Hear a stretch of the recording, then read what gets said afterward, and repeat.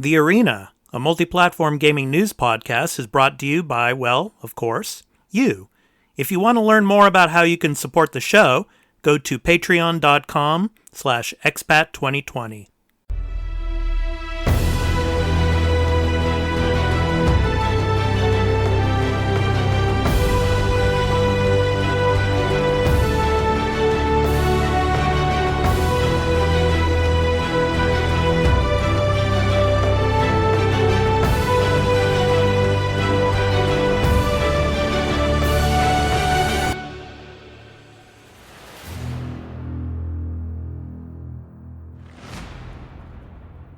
Hey everybody, welcome to The Arena, a multi-platform gaming news podcast. I'm your host, Expat, along with my co-host, Dan. This is episode 34. So Dan, how you doing today, man? I'm alright, man. How are you getting on? It was a busy week. I was a little under the weather yesterday, so I kind of rested, but I'm feeling better today, man. Oh, good, good.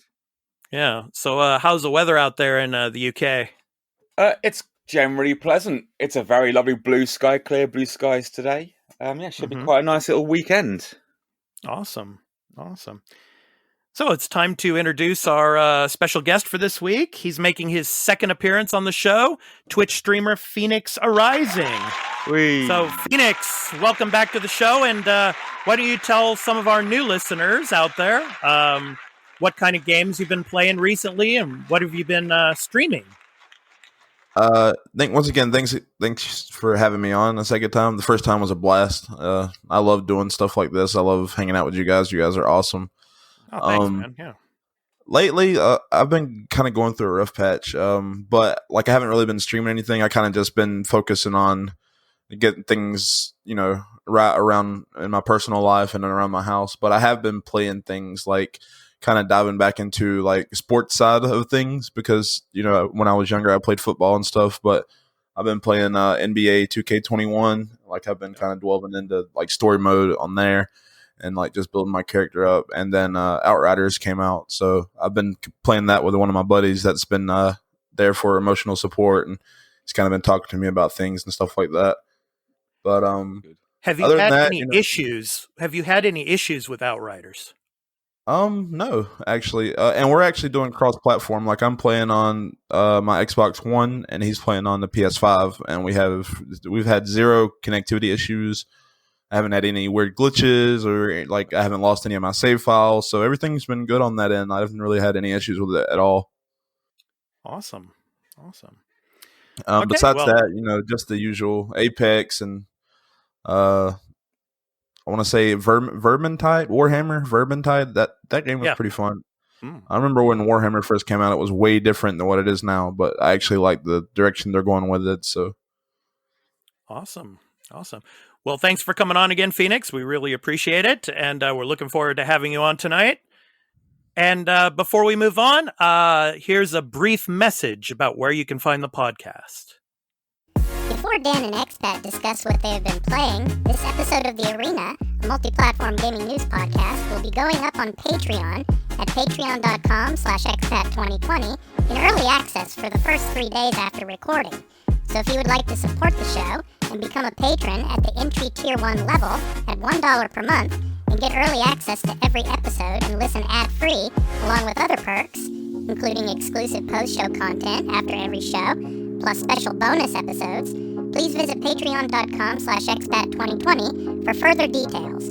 On Tuesdays each week, the podcast will be uploaded to all of the free podcast services, or you can find us on any podcast app for iOS or Android, Spotify, Amazon Music, and Expat's YouTube channel, Expat 2020 Gaming. Just download your favorite podcast app, or open Spotify and search for The Arena, a multi-platform gaming news podcast. Subscribe, follow us, post a review, and leave us questions, comments, and feedback if you like. If that feature is available there, and spread the word about the podcast. We also have a Discord called The Arena Podcast, where you can join and chat with the Arena Podcast community, and a website at expat2020.podbean.com, where you can follow us and leave questions and comments as well. Finally, you can also follow us on Twitter at The Arena AMPGNP, as well as on Instagram at The Arena_podcast. Now, back to the show. Dan, Blah, what have blah, you been blah. playing this week, man? What have I been playing this week? I've been playing a lot of old stuff, obviously. I started playing a couple of PS4 games. I got kind of bored, though. I started playing Metro Exodus, which is interesting. Very beautiful, but it just didn't grab me. I'll try and come back to it later. I also tried playing Code Vein, which is like an anime Dark Souls wannabe. That was okay, but mostly I was playing the oldies. I've got a couple of new toys in the post, which I'll talk about later in the episode. Okay. But yeah, I've been playing lots of classic games and just trying to sort some of my stuff out over this end. But yes. How about you? What have you been playing? You're gonna love this one, Dan. I went back to Assassin's Creed Valhalla. I went back to it again because hear me out. With every Assassin's Creed game, I'm one of the big fans of the Assassin's Creed series. I always have been. But when I play an Assassin's Creed game, after I finish the main story, I always want to go back and I want to try to get the most powerful weapon in the game. Sure. And in Assassin's Creed Valhalla, the most powerful weapon in the game is the Excalibur sword. Yeah. Okay. So in the game, basically, there are several locations throughout England where there are caves. And you have to go into a cave and you have to, solve particular puzzles and you have to do lots of jumping and climbing. And once you get to a certain area, then there might be a boss battle or two, or, you just have to battle the environment to, like, for example, there's some gas in certain areas of a particular portion of the cave, or you have to swim. And so you have to swim within a certain amount of time before you drown to be able to get to the area where there's a particular tablet, and there's like 11 tablets throughout the map in England that you have to collect to be able to go to this one specific location. And I'm not going to try to spoil anything for all of our listeners, but where it is close to Stonehenge is where the final cave is. Would that be Woodhenge? Nice. Stonehenge. Yeah. Yeah, no, but there's Woodhenge as well.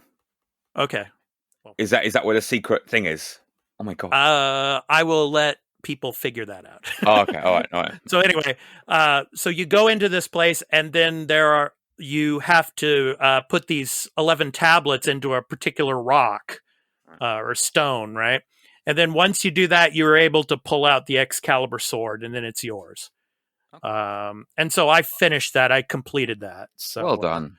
Do you get the tablets from the other caves, or all the 11 tablets are in that cave? Okay, so no, they're not in that cave. There are in different caves throughout the map in England, and they're not all in caves. I'd say about 6 or 7 of them are in caves, but the others are with the mercenaries, kind of like the Templar mercenaries around the country that you have to find, and you have to battle them and kill them to be able to take the tablets from them.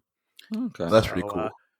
So it took a few hours to do all of that. So I did that, and I enjoyed it. It was a lot of fun. Now I have the Excalibur sword, and now I can put down Assassin's Creed Valhalla again until the DLCs start coming out whenever that is later this year. So that's pretty cool to have like a set mission, like a goal, like a personal objective inside a game, like besides just playing the game and grinding the story. You know what I mean? Like that's pretty cool. It makes the game fun. Yeah. So, like I said, I've been pretty busy this week, so I haven't had a chance to play too many games. I do want to get back to Oddworld Soulstorm, though, on PS5. So I'll probably be doing that this coming week. So, yeah. So far, it's been pretty fun. Yeah, Dan, go ahead. Doesn't that annoy you, though, like in games like Assassin's Creed and that sort of thing? There's, most notably open world games where they have like this awesome ultimate ultra weapon, this ultimate goal, but by the time you've got that weapon, you've met that goal, you've done literally everything else in the game, rendering it completely pointless. It's always struck me as like, well, why would I play anymore? You give me this amazing weapon, but I'm done now. I've played the game for like 200 hours. Yeah, I'm never going to use it. But that's the thing about Valhalla, though. I'm not done. I mean, there's certain areas of Norway and certain areas of, I think it's around Greenland or close to North America that you actually go to. Certain areas that I haven't even ventured into yet. So that's how big this game really is. I mean, now that I have the ultimate weapon, I can actually start and do that if I wanted to. I need to go back and actually play it. Like, I've played maybe 2 hours of it, so I really need to go back and dive into it because I didn't give it the chance that, like the last Assassin's Creed game that really drew me in was Black Flag, and I haven't really played any, like, got super into anyone since then, so really need to give Valhalla a chance. Dan, you don't really seem like you care for it too much, though. No, I don't mind it. Yeah, I don't. I got to say, I really enjoyed Black Flag. Black Flag was amazing. But yeah, no, I'll give Valhalla a go at some point, certainly. But yeah, no, bleh. Okay. He's like, yeah. No, they're good. I get them. They're good. The series is good. For me, it peaked with the Ezio trilogy. I thought they were brilliant. Really well written and good fun. And that kind of after that, I think lost its way a bit, and maybe it's a bit generic. But I haven't played the last couple, so maybe it's been a turnaround. I know I've heard they're very, very good, so maybe I'll try and put a bit more time into the series. Yeah, cool. So we got a lot to talk about tonight in the news. Of course, I don't know. Do you guys, Dan? I know you don't have a PS5 yet. Not yet. Phoenix, do you have PS5 yet? I still haven't been able to find one, dude. It's like tracking down like the rare mythical legend console that no one, you know what I'm saying? Like, it's still this just unheard of thing. Like the Excalibur PS5, yeah. Yeah. Seriously. Yeah. Well, anyway, the PS5 came out with its first major update. We're going to be talking about that. We're going to be talking about Bioshock 4 apparently is going to go open world. The Resident Evil showcase, we're going to talk about that as well tonight, as well as the Nintendo Indie World showcase that was a few days ago. And then we're also going to be talking about in the game, or the topic of the show, I should say, Sony and whether or not they should continue to try to go into the mobile market. We're going to be talking more about that later. But first, let's go ahead and get to the details about the PlayStation 5 update. It was the first major update. I'm going to go ahead and read this from the PlayStation blog. I'm just going to read some of the features of what they're doing with this big major update. So the first one, and this one I have some things to talk about. The PS5 games, for example, on the store will be compatible with external USB drives. So with this feature, you can now transfer your PS5 games to USB extended storage from your console's internal storage. So it's a great way to extend the storage capabilities of your PS5 console, and you can seamlessly copy your PS5 games back to the console's internal storage when you're ready to play. It is faster to reinstall PS5 games from USB extended storage than to re-download or copy them from a disk. So the thing about this, though, is you will not be able to play the game from your external hard disk. So basically what you'll have to do is you'll have to install it to your PS5, and then from the PS5, install it onto your external disk, and basically it's just like a storage. You can't play it from there. If you want to play it, you have to take it from the external storage and then transfer it back to your PS5. So pretty much, it's just like it's a way to free up space on your PS5. Like, say you get done with a game, or you're done with that game for now, you download it onto the storage space, and then when you want to come back to that game, you would just bring it back to your PS5, right? Yeah. Well, the biggest deal here is that most of these games are supposed to take advantage of the SSD drive, and so the fact is that not many external drives are going to be SSD. So this is probably a feature that's going to change later on. I mean, when more people start to have external SSDs, probably you're going to be able to play the game directly from your external SSD. But at the moment, you can't do that. And I can't understand why you can't do that now, because if you can play PS4 games, on an external hard disk, like you can download it from the store directly to your external hard disk and play it from the external hard disk. I mean, why can't a PS5 not be able to do that? Yeah, my Xbox One can do that. Like, I have a 4 terabyte external hard drive that I use for my Xbox One, and it plays games from there perfectly. Yeah. Yeah.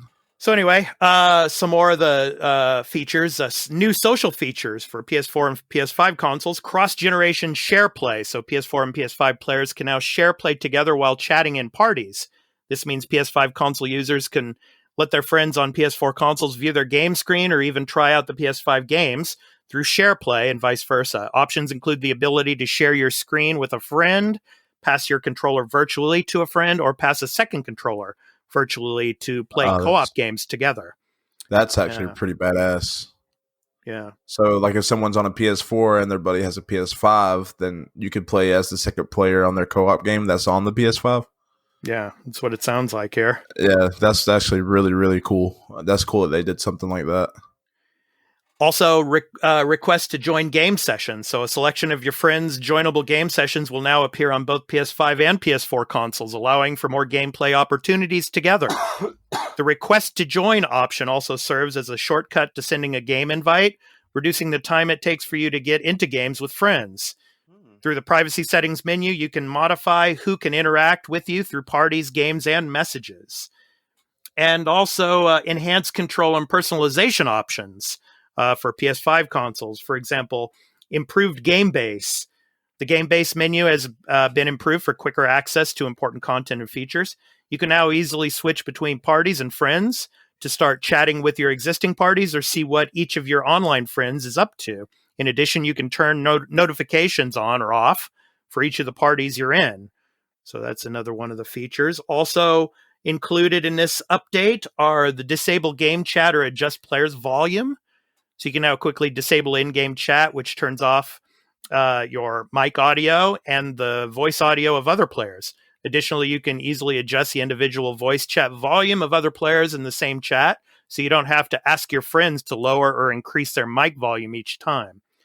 Game update pre-download. So once it's enabled by developers, title updates for games will pre-download to your console if the automatic update setting is enabled and your console is on or in rest mode. This will let you start playing the latest version of a game immediately after the update's release. Customized game library.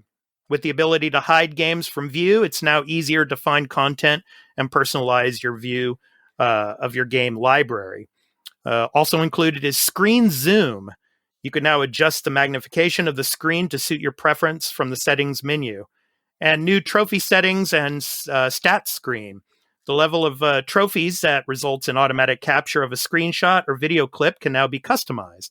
So you can now choose to only capture and save images, videos of moments when you earn higher grade trophies, like gold or platinum. And they've also introduced a new player trophy stats screen where you can check out the summary of your trophy level and status at a glance.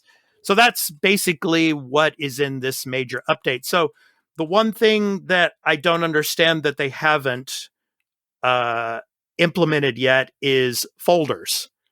So like if you want to add folders for particular games, they still haven't done that yet.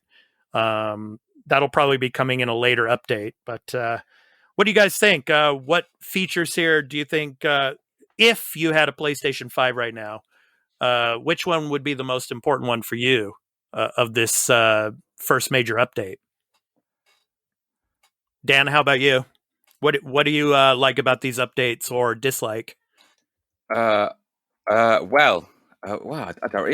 It's all it's pretty generic stuff, isn't it? It's nothing like pretty groundbreaking. Yeah, I don't know. I don't know what to say really. There was a lot of information there. Yeah, I've got no comment actually. It just seems like stuff that should have been there. Most of it should have been there from start anyway, shouldn't it? And yeah, I agree, folders. But then, who's got? Well, actually, you might have a massive library in your PS5 by now. Actually, considering all the backwards compatibility you can do with the PS4. But yeah, no, it's just generic, isn't it? Yeah. Phoenix, how about you? Same. I'm kind of the same with Dan, but I do like as far as if I had a PS5, I would agree that the whole being able to play the game from the external hard drive or the external USB drive, like that would come in handy, because otherwise it would just get unless you literally like were taking your gameplay and your game and you're putting it on your external hard drive, and then you're going to someone else's house that has a different PS5 and you're putting that game back on there. You know what I'm saying? But even then, you said the game would have to be installed on their PS5 first. So like I could see that, being kind of pretty much pointless unless, you could just keep the game on the PS5 and not have to worry about swapping it back into, unless you can play it straight from that external hard drive. But I like the idea about, because I don't have a PS5, but my buddy does. So like I have a PS4 and I could play something with him. So like that kind of makes me wonder, well, Demon Souls, it really isn't like a, split screen game. So I don't know how the co-op would work on that. I think I would have to have that game. So like to play it co-op with him.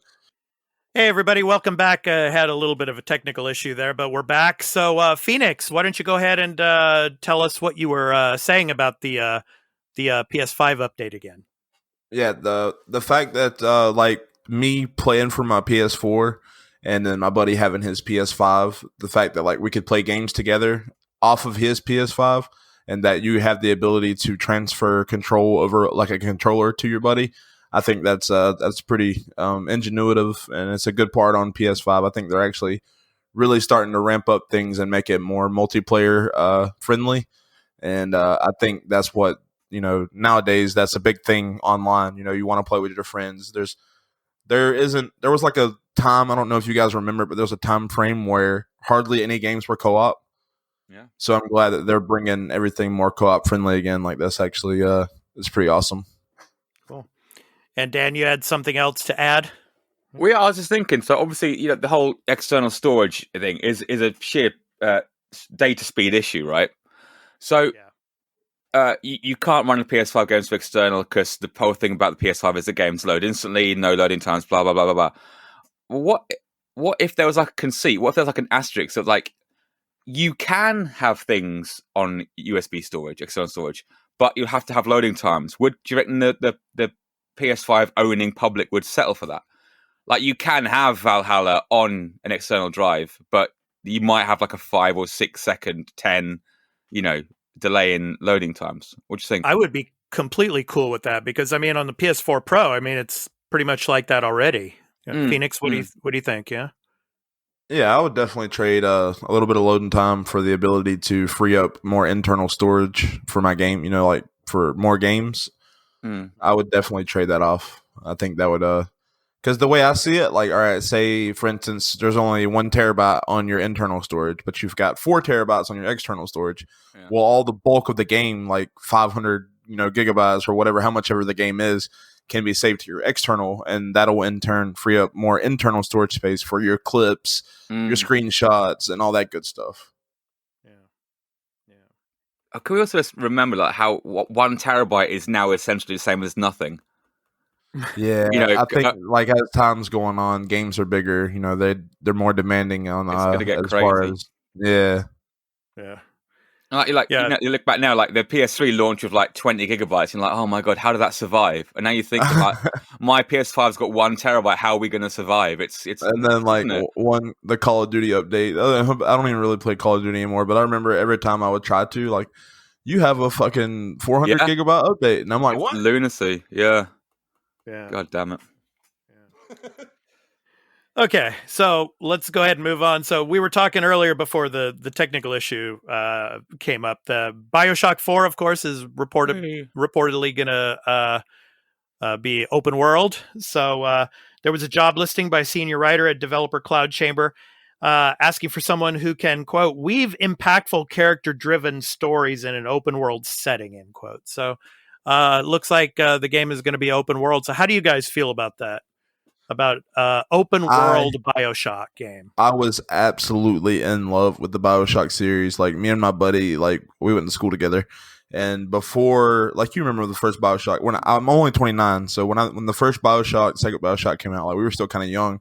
So, like, I remember we would sit in my room for hours and play Bioshock, just pass the controller back into. And that game was literally, like, just so amazing to me. Like, it was a different world. You're playing as this, Big Daddy pretty much. And like when Infinite came out, like I didn't really enjoy that one as much as the first two, but the fact that they're making an open world one, like that excites me very much so, and I'm very excited to see the direction that they're going to take with it, because the lore in Bioshock in itself is just absolutely amazing to me. Yeah. Dan, how about you? What do you feel about this? Yeah, I absolutely second that. I'm hoping it's going to be more Bioshock 1 than Bioshock 3. Yeah, for sure. Yeah, because like Bioshock, it's like Bioshock 1 it's not really a first-person shooter. Well, it is, but it isn't. Like that's what 3 went so wrong as, because 3 just went a balls to the wall, just crazy shoot you bang bang fest, and a lot of stuff got left behind. I'm hoping, if it's a more of a slower, more thoughtful, atmospheric game, that would be pretty friggin' special. But then, exactly, and I think that's why that game was like the first one was so appealing to me, because it wasn't necessarily just balls to the wall. It was like you're amazed by this like aquatic underworld, like like you're just amazed by everything that's going on around you. There's like just so much stuff going on. Yeah, and the game gave you time to enjoy that. Like there were pauses, there were breaks on it, like to stop it, to evaluate, and the environmental storytelling was way better in that one. The trouble with that though, like in an open world game, if it's open world, they want you to spend 40, 80, 120 hours in this, right? Because that's what they want you to do in open world games. We're able to maintain that level of interest in something slower like Bioshock 1. I mean, that's where the excitement comes into play. I mean, it could bomb, it could be shit, but at the same time, it's exciting nonetheless to see where they go with it. Yeah, I'm definitely curious, but yeah, and it definitely looks like Bioshock 4 will remain a first-person shooter as well. Yeah, of course. Yeah, but clever. Could you guys see a Bioshock game in third-person mode?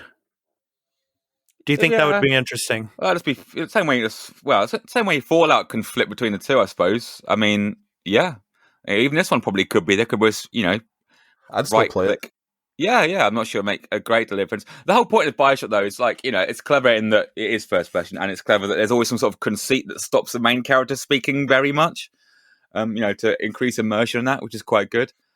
But, yeah, I need to get back into like Bioshock. That's my lady's favorite game of all time, and I haven't played it in a very long time. Yeah, so I might have to go back and have another go. Yeah, it was back in December of 2019 that 2K finally confirmed that a new Bioshock game was in development. So maybe in June for E3, maybe we'll see some or see a first trailer of Bioshock 4. Another bullshit CGI trailer, and then coming 2025. Yeah, really. Same old shit. Yeah. Just like the Perfect Dark, the Perfect Dark trailer. It would probably be something like that, right? Yeah. Pointless. Yeah. Okay, so let's go ahead and move on. So now, next up on the weekly news beat, the Resident Evil of Showcase was just the other day. So a lot to talk about the showcase. The first thing that was announced, Resident Evil 4 in VR. Ooh. Announced for Oculus Quest 2. Oculus Quest 2. So that's going to be awesome. I love that game. Yeah. So Capcom has announced that Resident Evil 4 is getting a full VR port for the Oculus Quest 2. This version of Resident Evil 4 will be in first person, while more details will be revealed on April 21st. April 21st, there's going to be an Oculus Games showcase. So we're going to get more information then. There was a teaser that showed things like Leon holding weapons, interacting with a virtual attaché case, and using a virtual hand crank for one of the puzzles. So, yeah. It's too bad it's not coming to PlayStation VR, but then again, that's the Oculus thing. That's Quest, that kind of pissed me off, because obviously Facebook's gone, we have nothing to do with this. We have nothing on the Oculus. Let's just throw a shitload of money at Capcom and get an exclusive, because, oh my God, that would be... I mean, there's no reason why you couldn't run it on PSVR. It's not graphically impressive. It looks like a bloody PS2 game in VR. So, obviously this is a pure money issue. So for Facebook went, here's a shitload of money. Make sure it never goes anywhere else. Because you'd think, a Sony machine, this would be prime for bloody, considering the history of Resi on the PlayStation, it would be perfect. Yeah.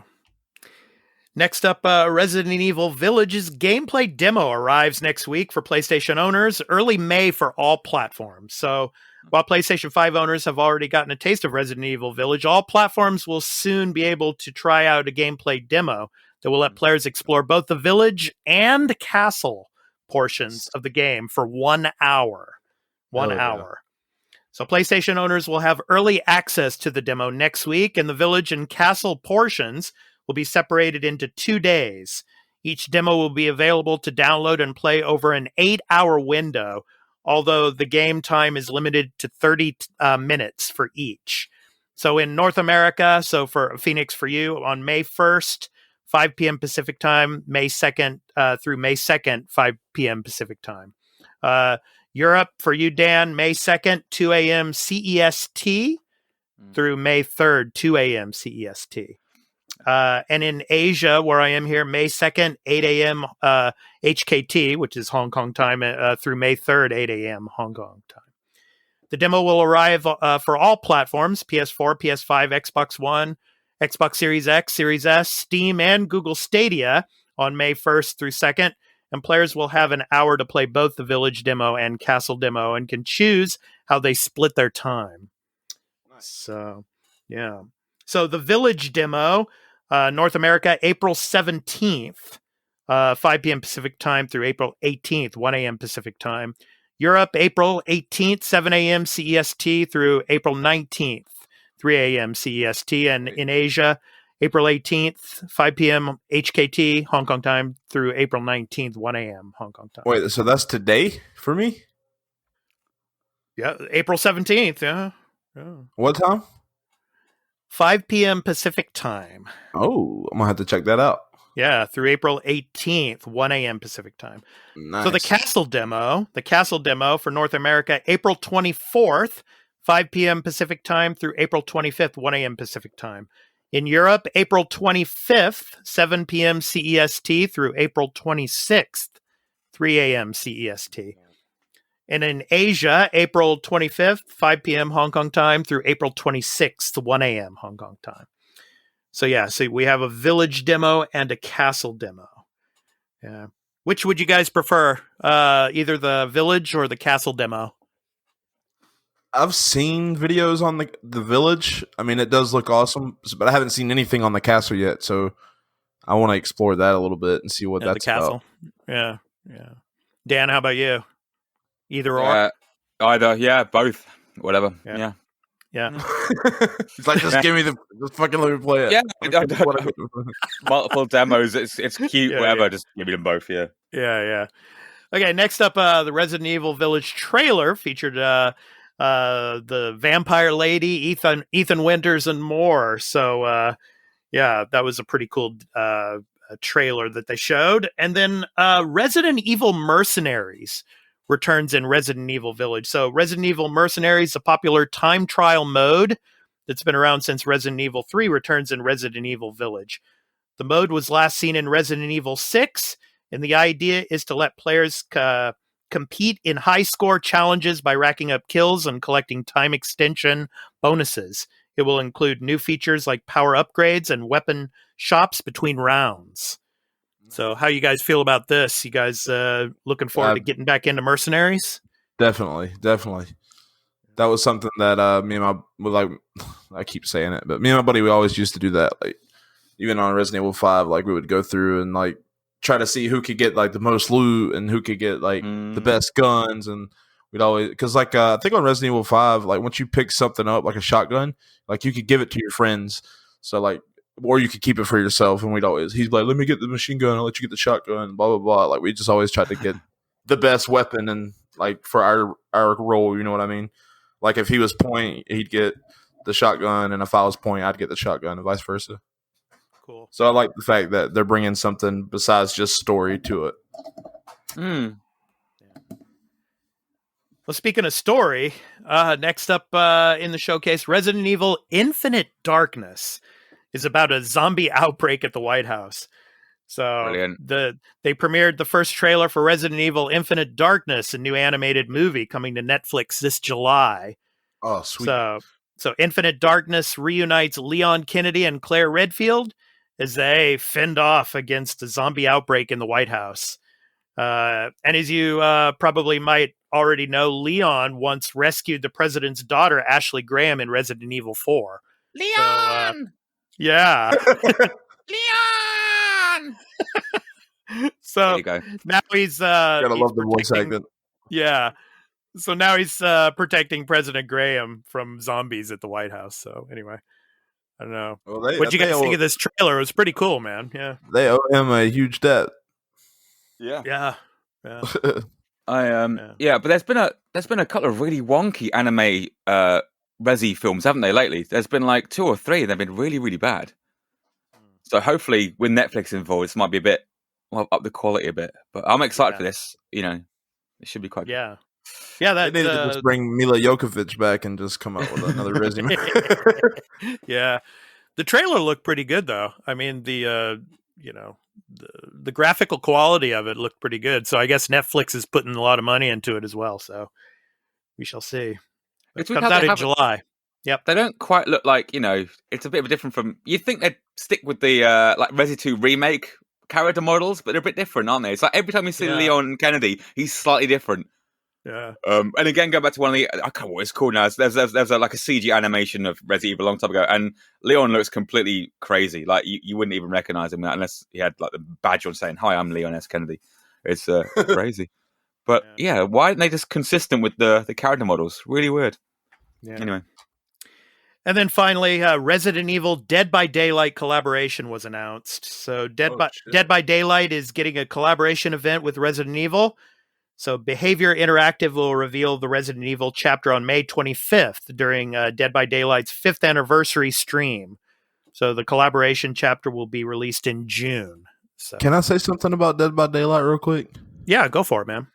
Dude, I fucking like that game is so good, but those load times kill me. Like the time it takes to queue up into a game is absolutely ridiculous. Like you would think that they would have fixed that by now. Really? But you're literally sitting there waiting for 30 minutes to get into a lobby.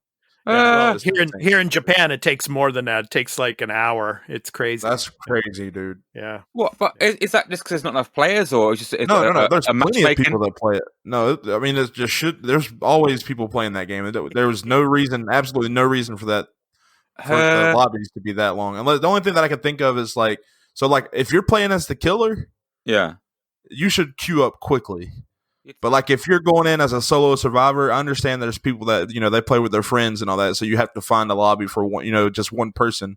But like you would think that if you're playing as a killer, you would think that queue times would go quickly, but no. Because I like playing as a killer. I don't really have people, a lot of people to play with like as just survivors or whatever. Because communication is pretty much key if you're playing as a survivor on there. Yeah, but. Well, as you were talking about, there's a lot of people on the servers. Yeah, that's in the U.S., but in Japan, who probably not many people played Dead by Daylight out of here in Japan. So probably there's like 1 or 2 people waiting for a server, waiting to get on. So I don't know. Can't you choose what server to use though? I know that's a feature in some games. You can say, I want to hop over to the Asia server or blah blah blah. Can you not change? Honestly, I don't know. That's a good point. I've never tried that. So yeah. But fair enough. Yeah. So anyway, what do you think of this Resident Evil showcase? Are you more excited for it, or is it something that you're gonna, put off? I mean, like for me, I'm probably gonna wait until like Halloween season to probably play this game. I don't know, but what do you guys think? I'm excited for it. Yeah, it's gonna be good. I'll wait till PS5 season, and then coming 2026 sometime. It would be nice to play it on new gen console, but obviously it's like I said, it's still hard to get that. So as if there's no other games out when that comes out, you know what I mean? If there's nothing else I'm playing, I'll definitely probably scoop it. Because I'm sure they'll have the thing where you get it on one console and it's upgradable or whatever. Yeah. I want to point out though, but at the end of April, unless there's another delay, Returnal, the game from Housemarque, that's going to be coming out at the end of April. So, but that's PS5. So, isn't Back for Blood coming out sometime soon? It might be. Probably was pushed back. I'm not sure, but oh yeah, that's right. June. I think it got pushed back to June. So that's it's going to be after. But I mean, I could see wait until Halloween. Just for me personally, Halloween season would be the best time to play this game. I think. to get get it into discounted. the whole atmosphere. Yeah, and it'll be probably half off by then. So Hell yeah. yeah. Okay, so let's go ahead and move on. So our Japan focus today is going to be on the Nintendo Indie World Showcase that we had just the other day. So we had a couple of showcases this week.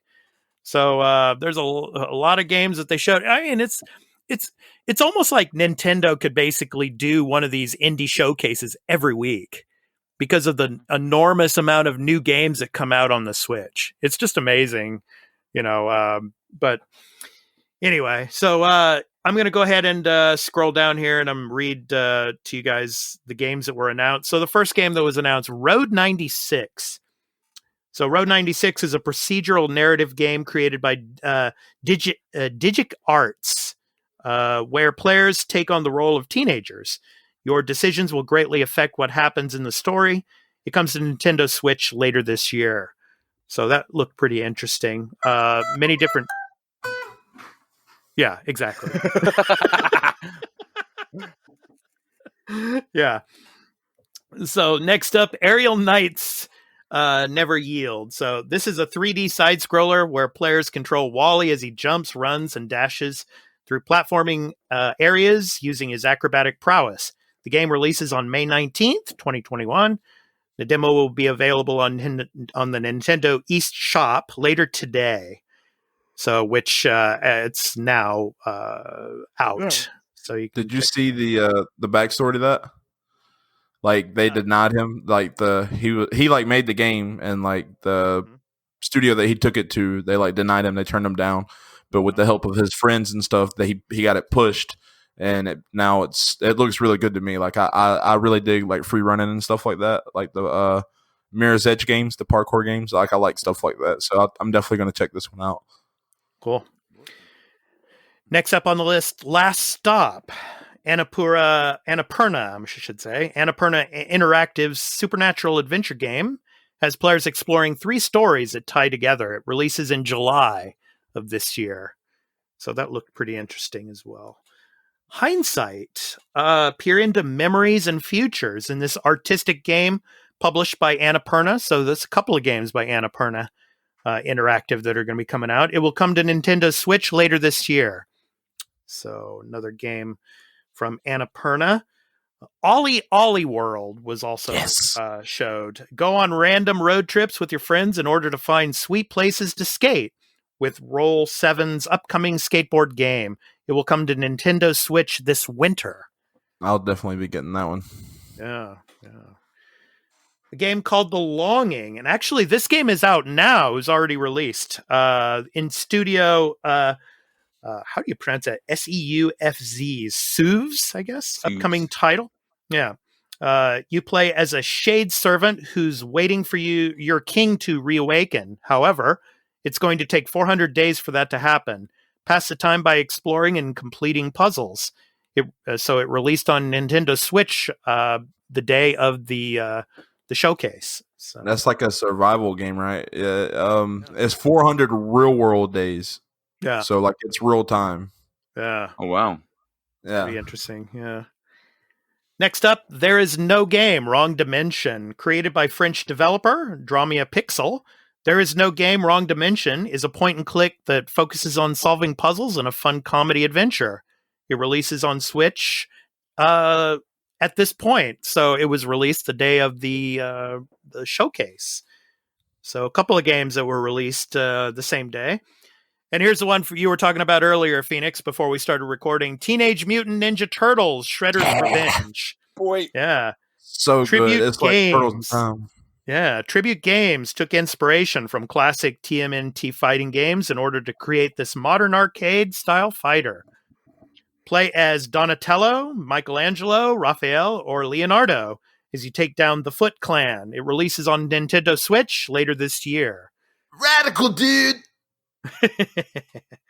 Yeah. That's going to be cool. And they get bonus points because Mike Patton of Faith No More is singing the Turtle song. Oh, that's fucking dope. Which is legit awesome. Yes, it is. Faith No More is so good. Darn Skippy.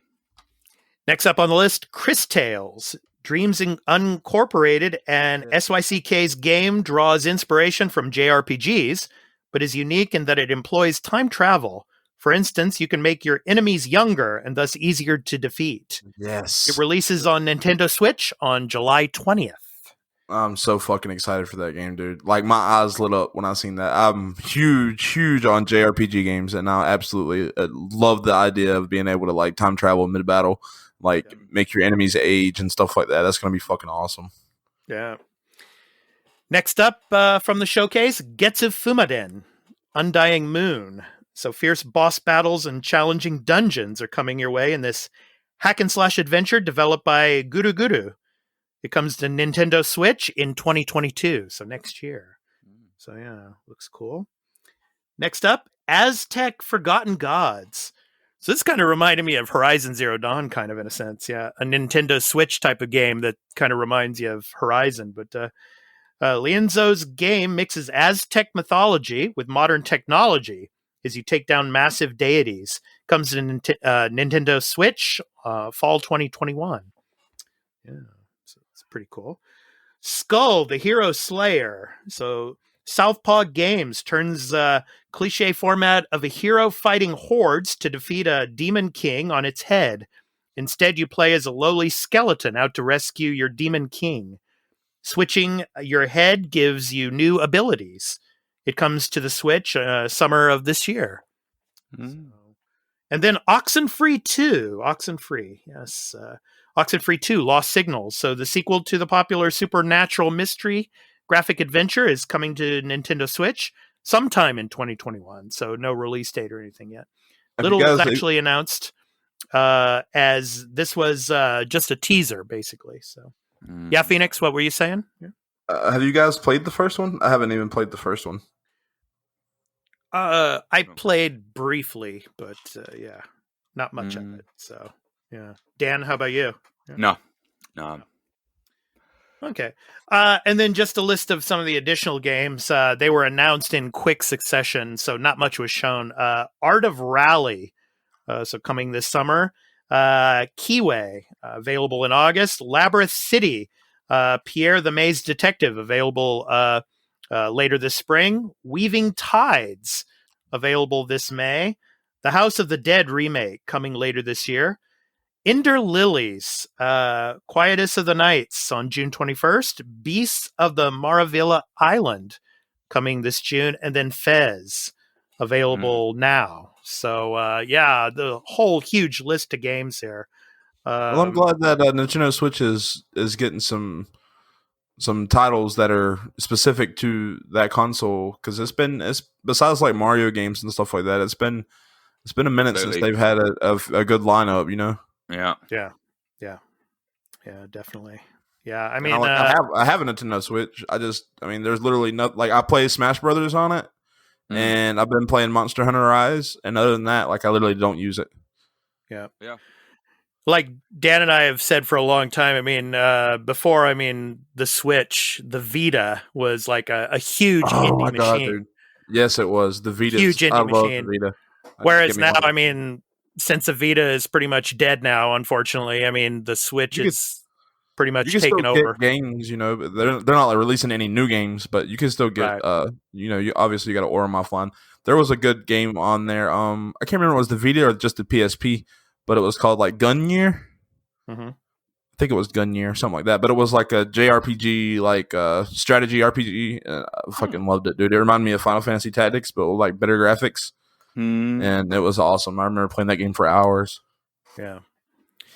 So the Switch, it's a huge indie machine. So with this showcase, and there's probably going to be more coming down the pipe, especially with E3 coming up too. So E3 is going to be probably pretty big for Nintendo. I don't know, Dan. What do you think, man? I don't know. But it's an impressive lineup of indies, but there's nothing really groundbreaking or earth-shaking about it. There's some good stuff on it, don't get me wrong. But, what's the Nintendo release window looking like for this year? Like, what have they even got coming out?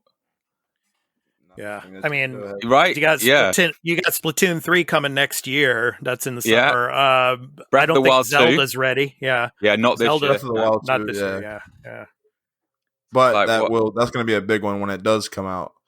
That's going It to kind of save makes their you wonder, like, if they're putting all their resources just focusing into that, you know what I mean, Yeah. or into those two games. I don't know. I kind of feel like Nintendo they haven't been up to par. Like, I remember Nintendo being real big back when like Game Boy came out and Nintendo 64. Like, like Nintendo was huge, and now it's just kind of like slowly dying off. Mm. Which, don't get me wrong, there's still big titles that, the Mario Odyssey and Super Smash Brothers and Breath of the Wild and stuff like that. But there's nothing. They haven't brought anything like new to the table in years. I mean, looking at the release schedule for 2021, there's nothing massive on here. Yeah, there's nothing big. They haven't done anything big in a while. Like Skyward Sword, Monster Hunter Stories 2, whatever the hell that is. Ninja Gaiden Collection, but that's a remake of old games. It's their thing is actually, it's pretty bleak looking at it. Well, just about a week or two ago, the Nintendo CEO, he was commenting in the media that we really need to start focusing on new IPs. Yeah, he really does, because he there's nothing from Nintendo coming out this year. I mean, I wouldn't be surprised if huge Nintendo fans weren't just dwindling off. I guess, yeah, because you can only be a fanboy for so long before you realize there's nothing to be fanboyish about. Exactly, yeah. And I mean, Xbox and PS5, they're fucking PlayStation and Xbox. They're killing it. They're just back to back coming out with these amazing AAA titles, and then Nintendo literally has nothing for it. But what you have to remember, though, is Nintendo can rely on its base, and their base is here in Japan. And their base is a bunch of elementary school and junior high school kids that only play Nintendo games. And it's huge. Oh, yeah. It's huge. Yeah. And it's held them up for years. I mean, with the DS, the 3DS generations and everything, they will continue to support the Nintendo Switch and the front runner of mobile gaming, pretty much. Yep. And speaking of mobile games, that leads us to our topic of the show. So, looks like recently Sony came out and said we're going to try to get into the mobile space again. So, I mean, is the mobile scene going to be PlayStation's future, basically? So, I mean, they've tried their hand at mobile gaming a few times before. So, like in 2011, Sony had adopted the Xperia smartphones. I don't know if you remember those, the Xperia smartphone lineup for gaming with Xperia Play. It was basically called a PlayStation phone, actually. So, and it included a slide-out gamepad, but the phone wasn't, just it was ahead of its time, basically. So it didn't really pan out, unfortunately. So, but now you've got stuff that's gamepads that are designed for smartphones now, like those Razer Kishis that are out. And of course, the amount of money that's being made in the mobile market each year. So, I mean, $10 billion in revenue alone in America in 2020, and $77 billion worldwide. So, I mean, good God Almighty, dude. Yeah, that's a lot. So, of money. I mean, it's huge. I mean, of course, Dan, as you know, in Japan, I mean, mobile gaming is king. Yeah. So, I mean, obviously, Sony being a Japanese company, you can, imagine they would probably want to take a piece of that pie. So I don't know. What do you guys think? I mean, is this a smart move for Sony to try to get back into mobile gaming again? And I mean, is this the future of PlayStation? Maybe third time will be the charm. I'm hoping if they do, I don't necessarily want them to be like, PlayStation 5 mobile. Like, I think, like you said about the PlayStation phones, like, I think they should specifically come out with like a mobile device, not necessarily have like exclusive games for that mobile device, but like, incorporate something like that into it. That way, it's not just like copying the Switch. Like, you could just take it on the go, take your PlayStation 5 on the go or something like that. You know what I mean? Like, I think they should incorporate like a whole kind of like the PS Vita or the PSP, like something like that, a newer one. I don't even know about the US, or was it UMDs, like the little discs that were in the plastic cases? Like, I don't know about that, necessarily, but I'm excited to see what they got, planned for it. I'm definitely going to do some research into it and see what they got going on. But I can see it going two ways. But like you said, Japan is their biggest base, or that's where they're based at, and everybody over there is on Nintendo. Nintendo's mobile, so maybe if they get into the mobile aspect of things, then it'll pop off for them there. So it's definitely going to be exciting to see what they do with it. But like, are they? It doesn't sound like they're making handhelds. It sounds like they just want to make like gacha or crappy free to play games to mobile. So I'm sure initially, that's their idea initially for the time being is to do that. So there'll be like a Horizon Zero Dawn shitty mobile game, collect the tokens and build up Aloy's armor, and then that's what they have to be careful about, not doing stuff like that. Yeah. Well, you think it'll be like like say for instance, I don't know, like so the Resident Evil game, they're gonna have a mobile game that lets you do stuff that counts towards the actual game. Like get earn tokens in the mobile game that you can use in your main game, link your account, all that jazz. Feasibly, yeah. I don't know. We'll have to see. But how far do you think we are though from a time where smartphone technology is going to either match with console technology or overtake that technology? Well, you don't need to. You can just stream. So you can have the biggest piece of shit phone known to man. As long as it's got an internet connection, you can have 8K gaming. So anyone could do it tomorrow. Anyone could go, okay, we're going to stream PS5 games to your phone. Well, Xbox is already doing it. Well, you could do that right now. Like with PS4, they got the second screen. You could just use your phone. You could actually USB or Bluetooth your PlayStation 4 remote to your phone, and as long as you're on the same internet connection as your PS4, you can play your PS4 games off your phone. Yeah. So I mean, they do have that kind of incorporated into it, but I don't know, man. It's gonna be different. I think if they got to do it right, though. It can't like Dan said, it can't just be little crappy, cheesy mobile games. That they need to do something big for it to really pop out. For it to really just hit them in the mouth with it. Mm. Should they follow the Switch's model, Nintendo's model? No. I mean, I think they should do something different. I don't want Nintendo to feel like they kind of copied them. Like everybody's gonna say that. Oh, it's just a ripoff with the Switch. Like I think they should do. I'm sorry. Go ahead, Dan. No. After you go on. I was just saying, I think they should do something different. That's all I was saying. Yeah, I agree. They'll never make another handheld. Not a chance. I mean, the Vita was effing perfect, and they stacked it. Like, how they got the Vita wrong is an absolute crime. They'd given up on it the day they launched the bloody thing. Yeah, there was no support. No support. It could have been an absolute monster, that thing. It really should have been. It could have. And that's, I don't know, like, how they didn't understand that. Yeah, that was the Vita was their Switch. Does the Vita not get enough like support? Like, did it not get enough sales, or what? Like, did they not see that it was a big thing? It could, but they had that stupid proprietary bloody memory cards, all that stuff. So you had the machine was expensive. And if you want to actually put some games on it, you had to spend another $50 on a memory card for it, and very little first party support for it. They made a couple of games begrudgingly, and then they left it up to the indie developers and third party developers to keep it going. That was the big thing. There was technically no first party support for the Vita. Yeah. Well, I suppose like there was some, but not much. Yeah. It should have been monstrous. Well, maybe they'll do something like that though. Maybe they'll bring something back that's like Vita 2, but like actually support it this time or something. You know what I mean? Oh, God, that'd be a miracle. But that'd be pretty good. And if that's just an internet connection, so it's a screen with a modem that hooks up to your PS5 or to a server farm somewhere in Asia that lets you play PS5 games in real time. That's feasible. Yeah, that would be cool. I think what they're basically worried about is they're worried about xCloud.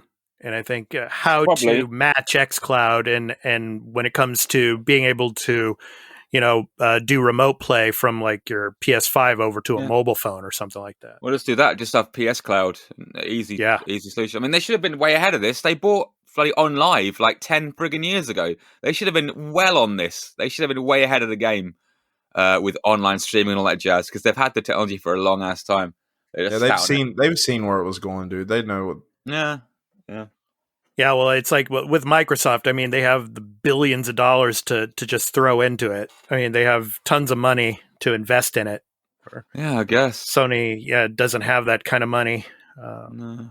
But it'll be interesting to see. I think we're not going to see any, real. I think when it comes to if Sony's going to be successful with this, I don't think we're going to see it in the near future. It's going to probably be 5 to 10 years down the road before we see if we're not going to see any like big moves. They have to decide what they want to do before they do it. So they just know that they want to go back towards mobile. They don't know necessarily what they want to do with it. So I agree with you on that. I think it's going to be a while before we see anything from them. I mean, the big focus now is PS5, right? They just need to focus on producing PS5s and get instead those of out. buying them online, send them to stores so scalpers can't take them. Yeah. Be like, okay, we have a PS5 stock available. Well, let me go queue up. And then I'm sitting in a queue for 30 minutes and then it's like, oh, we're sold out. Yep. It's like, well, fucking send one to my store so I can go buy it, dude. Like, what are you doing? Yeah. Sorry, that's my rant. I'm done. Yeah. Apps. I've never ever had a problem. Like, I'm a nerd, dude. I've been a nerd since I could walk, since I could crawl. I can't play Demon Souls because I can't get a PS5, and it's aggravating the shit out of me. Yeah. And the problem is it's going to get worse and worse probably before it gets better. Because they can't get right now. I don't know about like anywhere else. Me and Dan were talking about it earlier. When the technical issue happened, but our country can't get semiconductors because our imports have kind of stopped. So I don't know at what point our country decided, okay, well, instead of being self-sustainable and being able to build anything that we need right here in our country, we're just going to start importing everything. And then now we got all this mess happening and we can't import stuff. So like Ford, the big Ford company that build Ford trucks is shutting down because they can't get parts to build their trucks. Nuts. So crazy. That's just ridiculous, dude. So many people is going to be out of jobs because of that. As if the unemployment rate wasn't already bad. Yeah. All right. So that's going to do it for the topic of the show. So next up, Dan, your retro topic of the week. So Dan, what do you have for us this week in the retro scene? So as you know, retro collecting is a big thing. And recently, for no reason, shit's got really, really, really, really, really expensive. Like, everyone is now a effing retro collector, and everyone's like, oh, I've got this. Oh, I've got Super Mario 3 on a NES. Oh, that's worth $100.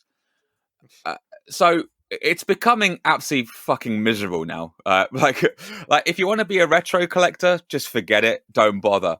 It's lunacy now. The prices on stuff is getting crazy. Like, especially games. Hardware prices have been fairly steady. Software prices are going absolutely nuts. So a couple of alternatives to that is if you want to play these old games, because like me, I don't really. I have a collection, but it's not very focused. I just have shitloads of games, of old games. There's nothing focused, nothing specific about my collection. I get these games because I want to play them mostly.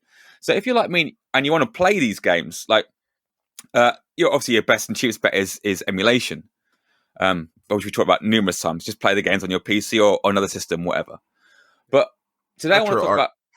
Yeah, exactly. RetroArch or Emulation Station or Batocera Linux or all these different things. They're all frigging amazing and they're all so easy now. Oh my God. I remember when I first started using Emulation Station, it was a right pain in the ass. They've made it. They've consoleized everything. Anyway, that's by the by. What I recommend doing now is, seeing as the hardware prices are fairly sturdy, is to buy whatever hardware you want. And rather than buy games for it, buy yourself a flash cart. So a flash cart is a simple device. It's shaped like a video game cartridge, but inside there's some clever circuitry and processors and an SD card slot. And essentially, nice. Right. So I mean, I'm probably telling people how to suck eggs here, but like a flash card, that's what it does. It lets you play an entire library of games off one system, off one cartridge, and it's friggin' amazing because you get where people say emulation is not so great because it's not perfect. It's not original hardware. It's not original software. There might be miscommunication between the emulation and the game itself, so you're not getting the authentic experience. Whereas with flashcards, you pretty much are.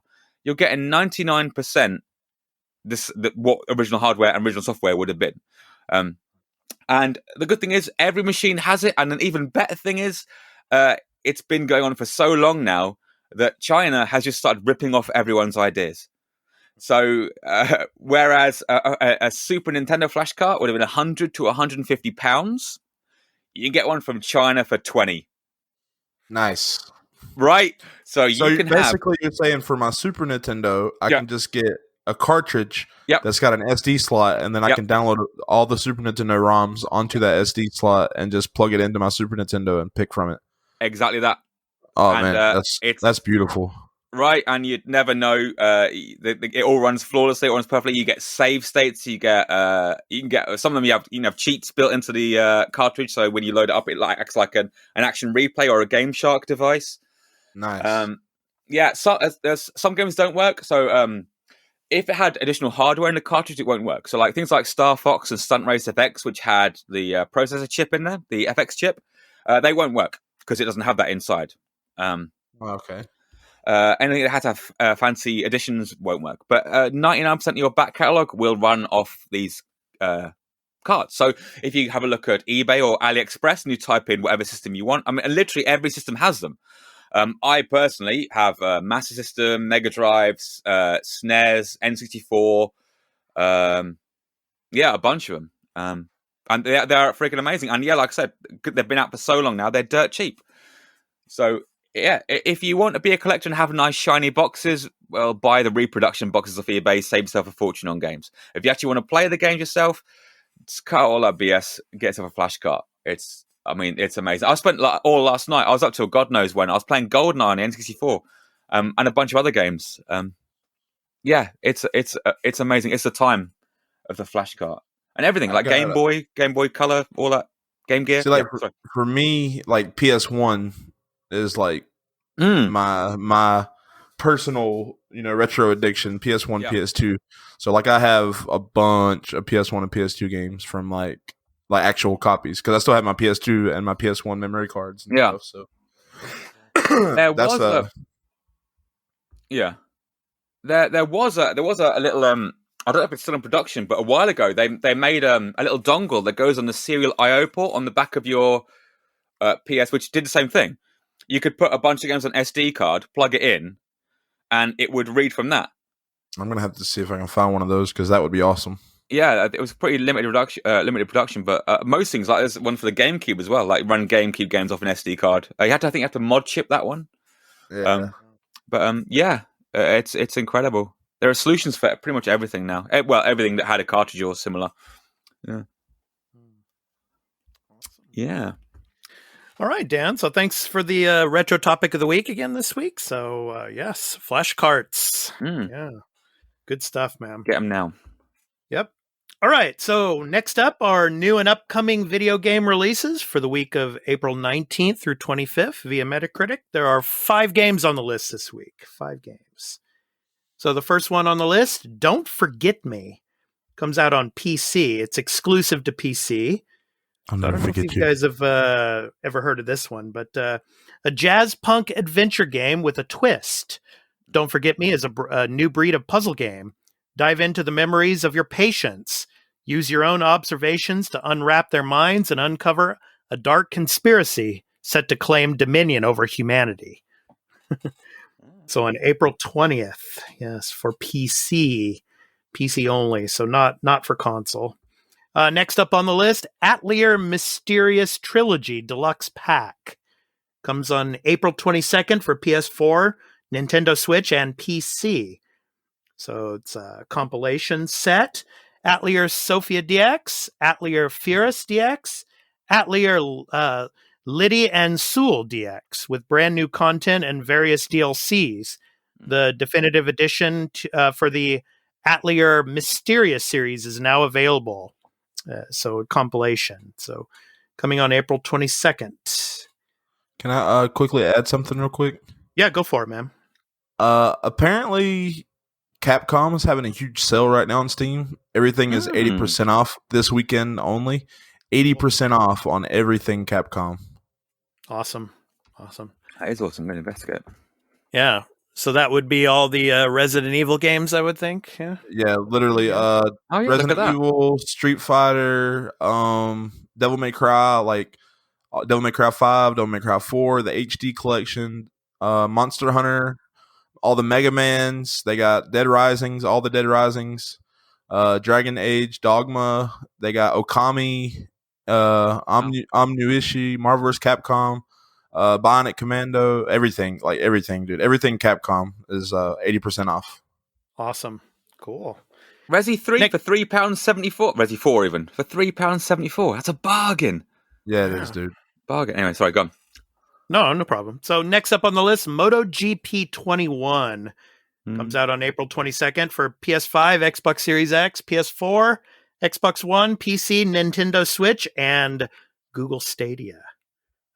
Oh, I remember Google Stadia. Is that still going? Good on them. Yeah, it seems like it is. Yeah. Discover all the official rosters and tracks and experience the thrill of the 2021 season. And if you want to dive into the past, you can relive the MotoGP history with more than 40 riders and their iconic bikes. So racing simulation. So it comes out on April 22nd. Dan, you know this one, and I'm looking forward to this one too. Next up on the list, Judgment. The remaster of Judgment comes on April 23rd. Yes, for PS5, Xbox Series X, and Google Stadia. Hey, that was a good. I actually enjoyed that. Looking back on it, yeah, that was a good game. From the makers of the acclaimed Yakuza series, Ryuga Gotoku Studio, Judgment is the dramatic tale of a disgraced lawyer seeking redemption in a world rife with corruption and despair. Investigate the seedy red light district of Kamurocho by stepping into the mind of private detective Takayuki Yagami. So Takayuki Yagami's character is a very famous actor in Japan named Kimura Takuya. Yes. And utilize innovative investigation systems to uncover the secrets that lie deep within Kamurocho's corrupt underbelly. Experience visceral combat with 2 unique combat styles. Take down groups of thugs with sweeping blows in crane style, then switch to Tiger and overwhelm a single foe with a series of powerful strikes. Practice mixing and matching styles in combat in conjunction with a wide variety of skills, weapons, and powerful and hilarious EX actions to unlock a whole new dimension in combat. So action adventure, open world. So yeah, Dan, you've played some of this. What do you think of this coming out in a remastered edition? Yeah, I finished it. It's great. No, it's good. Good. Yeah, I thoroughly enjoyed it. It was just more of the same, But it's good. Good game. Yeah, to me, it looks. Just like it's an actual Yakuza game, basically. I mean, it is essentially. Yeah. There's no different. You do all the same things you do in the Yakuza series. Just it's you know. And finally on the list, Nier Replicant version 1.22474487139. What the fuck? Yeah. Coming for PS4, Xbox One, and PC. So it's a remake. Brilliant. Action RPG. Yeah. Go ahead, Dan. Go ahead. You were going to... No, I just want to talk about this because this is one of my favorite games of all time. Okay. It's friggin' brilliant. It got overlooked and people, it didn't get the praise it deserved first time round. So hopefully people will twig because it is pretty friggin' awesome. Yeah. Let me go ahead and read the summary of it here real quick. Yeah. So get ready to experience where the Nier series all began. Nier Replicant version, here we go again, 1.22474487139. Set in post-apocalyptic world, Nier Replicant puts you in the role of the titler Nier, a young man on a quest to cure his sister Yona of a deadly disease. What they discover will make them question everything they thought they knew. The original Nier release has an intriguing history. In Japan, there were 2 versions of the game, Nier Replicant and Nier Gestalt. Yep. Nier Replicant focuses on the brother Nier and his sister Yona. In Nier Gestalt, the main character was Father Nier and Yona, his daughter. Only Nier Gestalt released in the West under the name Nier in caps. So excitingly, this will be the first time many people will have played the Replicant version of the game. So Dan, you were saying, one of your favorites of all time, eh? It's so good. If you've played Replicant, if you've played Automata rather, sorry. That's good. You know kind of what to expect. They're very similar games, but the development history is really weird. Japan had originally it launched and they remade it as the old man later on. So it kind of like Japan, young boy and sister, West, old man and daughter, and then back in Japan it was old man and daughter again. It is so weird. I played like Nier. It was just Nier, the first one. Like Old Man and Daughter. That's the one that I played, and I remember it being amazing. It's pretty. I think it's better than the sequel, to be honest. But I'm glad this is getting a fancy upgrade. But again, they want the full bloody price for it. They want 50 quid for it. You got to be effing mental. 50. But the game's like 10 years old now. Yeah. It's like 50 quid. What? Yeah. And I mean, there's so much going on. Like, I mean, that title, version 1.2, that'll almost certainly mean something. Like, there's so much really obscure stuff hidden away in the game that, there's a lot to find, a lot of hidden lore, and very excited for this. When it's not crazy money, I'll definitely be having that. Yeah. I think my pick of this week would be Judgment, because I haven't played it yet, and it's really good. I want to see what the story's like in it. So, yeah. I mean, if it's anywhere close to any of the stories in the Yakuza series, then it should be really good. So, that's up there. Phoenix, what about you? What's your pick of the week? Games. Yeah. I don't really. Maybe none. No. I think I'm gonna. I mean, I don't know. I don't really have. If you had to pick one, what would you pick? The Nier Replicant. Yeah. Because like I said, I played Nier, but I never played Replicant, and I didn't know it was different. So I definitely want to get back to the roots on that one. Like Dan said, Ultima or whatever, it was good. It just wasn't like as good as the original, and I didn't know there was 2 different versions though. So I definitely I'll be checking that one out. Cool. When it's not full price. Yeah, that's the rub. Yeah. That needs how to about stop. you? Is it Replicant? Oh, definitely. Yeah. No, definitely I'll be having that. I've played Judgment. Like, I don't know how much graphically better it can get, because it did look very, very nice on the PS4 Pro. So I don't know what the remaster is going to add, but a few more. Well, I think it's 60 frames per second. That doesn't matter. Yeah. That's one of the main things they were pushing for it. So native 60 frames per second or something like that. Right. If Nier hadn't been coming out, it would have been that. Cause it's a good game. It did piss me off a little bit. I did rage quit a couple of times. I actually streamed a couple of quality rage quits. So yeah. So you guys are into the Yakuza series? Yeah, I've got them all now. I've got every single last one. I tried playing one, but I couldn't understand like what was going on. Like, I understand Yakuza is like a Japanese mafia style, like, but I don't know like how to pick the story up. Like where should I start? You've got to start 1 or 0, because it's 0 is really good story. Yeah. I mean, 0 is a really good place to start. In general, because it's a really, really, really good game.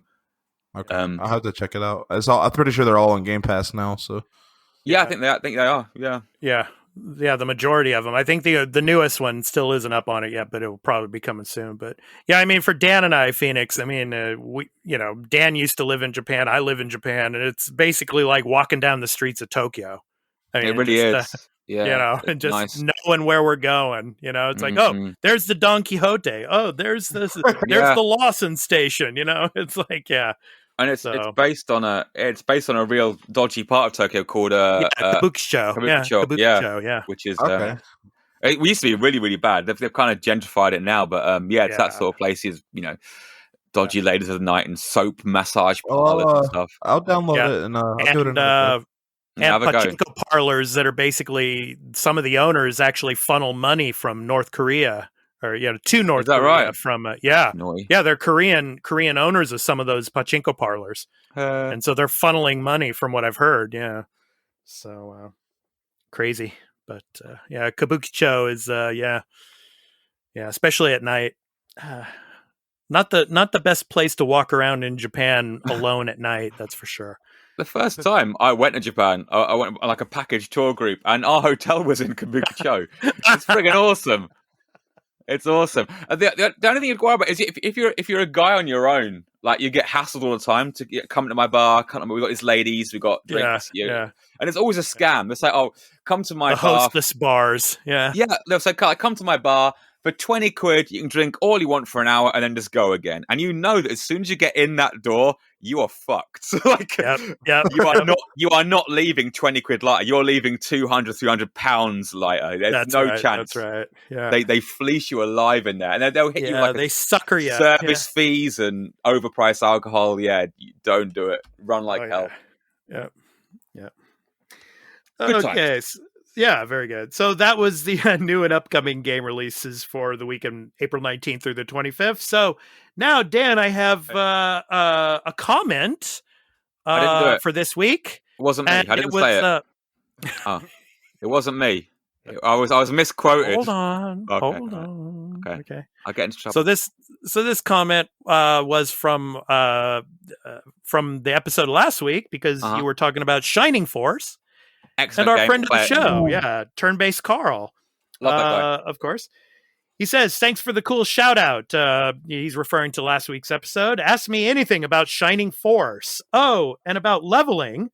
You get max experience when a character's level is lower than an enemy's level, but you can't see an enemy's level.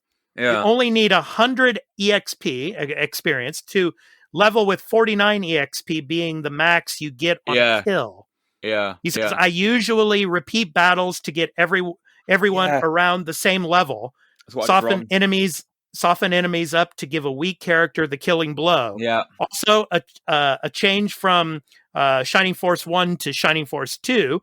Previously, any experience over 100 was lost when you level up, but that amount carries over now into the second game, making leveling a bit quicker. So that's from our friend of the show, Turn-Based Carl. Yeah. Yeah, I think Force 1 and 2, like, I beat both of those games. They were both amazing. But I didn't like the way they had 3 set up. 3 was like, I don't know how to explain it. Like, it was different. It wasn't like 1 and 2. Yeah, I've heard that. Yeah. I really enjoyed 1. Yeah, I will play 2. I think I just played it. I didn't play it wrong, but there's a way to play it. I didn't realize, because it seemed to me like going into a fight and coming out again and going back in. It felt like a bit like cheating. But now that's how you're supposed to do it. You're supposed to go in there, level up your guys, and rampage through the game. Have a couple of guys, level them up, then quit the battle, and then start again. Quit the battle, start again. Just to make sure. I can't remember if it's on the first one or the second one, but you get this the bird. Yeah, you get a couple of them. Yeah. Well, if you level that bird up, you level that bird up, he'll turn into a phoenix. And right on. Oh, it might be second one. Part of like where my name came from. Like like your avatar, right? Phoenix, yeah. The Phoenix is a resemblance, a few different reasons, but that Phoenix in that game, dude, he is one of the most powerful characters in that game. Go on. Sorry. The Phoenix, like, originally, I was Phalix. Like, my name's Alex, and originally my name was Phalix Unknown, because I was just starting off. I was unknown. And the Phalix, my name's Alex, but the F in Phalix stands for Fat Alex, because I'm a hefty guy. But I reached like a pretty much a low point in my life, and so when I changed my name to PhoenixArising, that was, basically like I'm at nothing. I'm starting over. I'm rising from the ashes, and I'm gonna be this fucking big presence eventually. That's awesome for sure. Awesome, man. Also, one more thing. So I promise, regular listeners will be bored to tears of hearing about bloody Shining Force. Although, play it. Everyone should play it. Definitely. I only found about 2/3 of characters. I looked it up on friggin' Wikipedia. There's like 25 characters, and I found like 10. There's Yeah, a whole group of people I had no idea were in the game. It's and that nuts. makes and, like you could use every character in battle pretty much. So you need to make sure, you know what I'm saying, that you find everyone, because you like even when you go to your base, you could see where slots where people are supposed to be standing, and you're like, where the fuck are they at? I've been everywhere on the map. Yeah, you just have to explore. It's a pretty so good much game. stuff I've missed. It's one of those games that doesn't hold your hand. You know, like you actually really have to figure stuff out for your own. Shit. Yeah. Yeah. It's absolutely bonkers. Really, really good. But yeah, I missed so much stuff playing it first time around. I really want to go back, and I'm actually, if I can figure it out how to do it, I might actually download those emulators and stream those. Yeah, do it. Yeah, that'd be awesome. Yeah, get on it. Cool. All right. So before we conclude the episode, I want to let everyone know where you can find me on social media. You can find my website for gaming content at expat2020.live and all my other social media links to Twitter, Instagram, my Discord server, the podcast website, as well as my YouTube channels at Linktree. That's linktr.ee/expat2020. I'm also a live streamer and a Twitch affiliate. You can catch my live streams whenever I live stream on twitch.tv/expat2020. And I do a special event live stream. It's a supplement to the podcast on Fridays called The Arena, Multiplatform Gaming News Week in Review live stream, which will be back next Friday from 7 a.m. Pacific Daylight Time, 10 a.m. Eastern Daylight Time, and 3 p.m. British Summer Time. And probably this coming week, I'll be trying to get back to some more of Oddworld Soulstorm and maybe some other indie titles. Speaking of indie titles like we were tonight. So, Phoenix, where can people find you on social media, and what are you going to be gaming or streaming this coming week? You can find me at twitch.tv/PhoenixArising. I'm also a Twitch affiliate.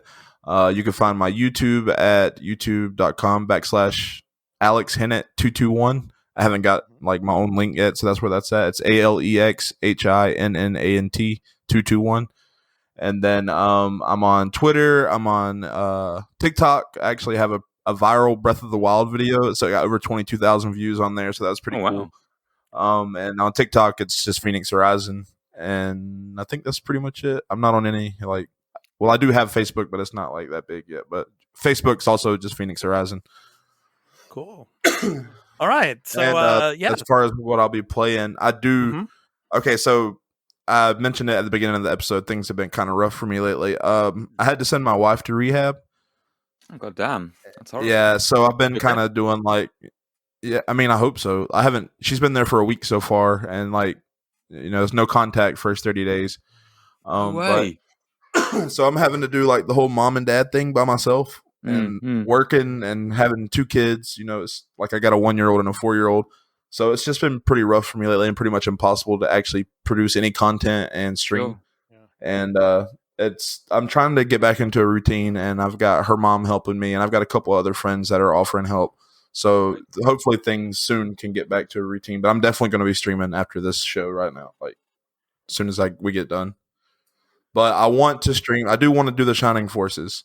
But I'm also gonna probably just play something, just to have some fun and kind of cut loose a little bit and relax. Sure. So today I'm probably gonna be doing either Ancestors or The Forest. All right, yeah. I see. Good games. Cool. Well, Phoenix, thanks so much for coming on. This is your second appearance on the Arena, and we really appreciate having you come on, man. You're a great friend, and look forward to having you on again soon, man. So thank you so much. Always a pleasure to be here. You guys are awesome. Cool. Thanks, man. Been good. And Dan, how about you, man? What are you going to be streaming or playing this week, and where can people find you as well on social media? So I've been thinking about I'll be playing loads more oldies and original hardware. I think I might start streaming because I have the means to stream from original hardware, although it just always looks really crap. So I might be. I am on Twitch. Press start to game, all one word. Press start to game. That's my Twitch handle. I stream whenever I can be asked, or when my girlfriend is bored and wants to watch me play something. Yeah, that's pretty much it. And I'll be streaming some stuff in the near future. Some stuff. And I'm still working on a video project. It's taken a lot longer than I thought it was going to be. I've already got like a 5,000 word script, which is making me really nervous. So I might just start cutting that down. But yeah, that'll be on my YouTube channel, which is also Press Start to Game, but that's pretty inactive at the moment because I'm still working on it. So yeah, that's all. Man. That's all for me. Dan, Cool. how do you spell that? Like press? What do you mean press dot to? So my name, so on Twitch, I'm Press Start 2 Game. So it's those 5 words at Press Start 2 Game, 4 words in one. So it's like PRESSSTARTTOGAME, all one word, one big chunk. Press Start to Game, all in one block. Got it. Yeah, that's me on Twitch. All right. Thanks, Dan, man. No worries. Appreciate it. Oh, cool. Okay, so to end the episode, our indie recording artist spotlight. Our spotlight this week is on Anna Moore. Emerging R&B singer, songwriter Anna Moore discovered her love for music after writing poems at the age of 9 and eventually turned to songwriting. Influenced mainly by 90s R&B, the Pennsylvania native, Atlanta-based singer focuses on writing referencing inspirational lyrics and harmonious backing vocals as she continues to grow and evolve, making a name for herself in the industry. From her album titled Cloud Surfing, and the song is called This Song for You. This has been The Arena, a multi-platform gaming news podcast. This has been episode 34. I'm your host, Expat, along with my co-host, Dan, and our special guest, PhoenixArising. We hope to catch you in the next one. So take care, everyone. Peace out. Peace, Bye. peace, chicken grease. That's awesome.